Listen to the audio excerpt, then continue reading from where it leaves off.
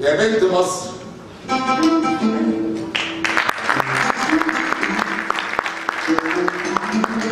يا بنت مصر، أنا اللي عاشق والمغني وأنا الشهيد، وأنا اللي زرعك سوسنة جوه الوريد.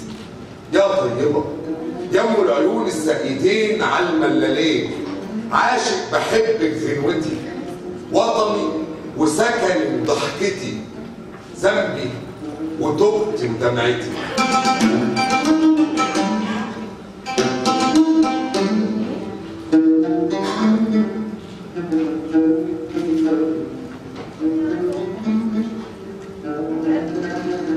يا بنت مصر،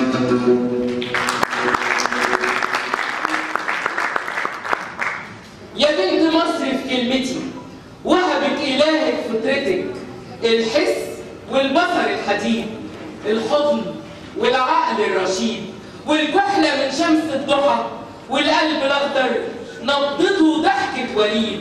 وهبك إلهك فطرتك، والله يفعل ما يريد. حبك أمان مليان دفى، حبك أمان مليان دفى، وانت يزيز بتغني غنوة للوفا، بتلم أشلاء الوطن في البرديات، والروح تعود وتغني تاني من جديد، وتبسمت دلتا الوطن لما دخل بيها الصعيد. لما إزيس نادت هنا أنا كنت حورس، كنت حارس، كنت فارس جاي شايل حربته وضلوعه سد. يا سد مصر وانتوا يا كل السدود، خليكوا صاحيين على الحدود. حرام على ست الدخول وحرام على ست الهوى يتنسموا. دي بهية مصر، دي بهية موالها حسن، موال حسن في عيون بهية يقسموا. كحلة بهية ترسمه في الليل قمر، والضي نافل على النبات، الروح بترجع للجسد. عشان إزيز أمنت بإن الموت حياة، وإن الحياة ما بعدهاش غير الخلود.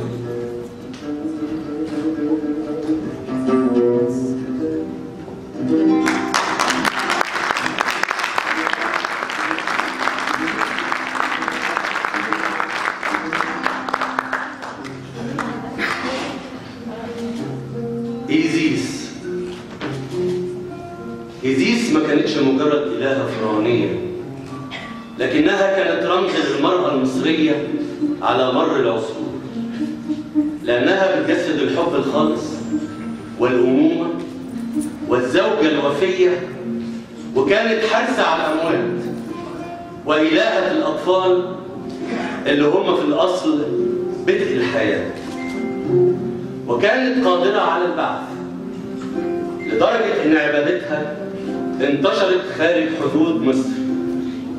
ولما احتل الإسكندر الأكبر مصر أخذت عبادتها طابعا يونانيا، فبنيت لها المعابد في أوروبا وإفريقيا وآسيا، وانتشرت عبادتها في في أنحاء الإمبراطورية الرومانية، وكان تأثير إيزيس على أوروبا قوي إلى الحد الذي جعل بعض المؤرخين مثل كورزيه يذهب إلى أن أصل اسم العاصمة الفرنسية باريس هو بار إيزيس، يعني القريبة من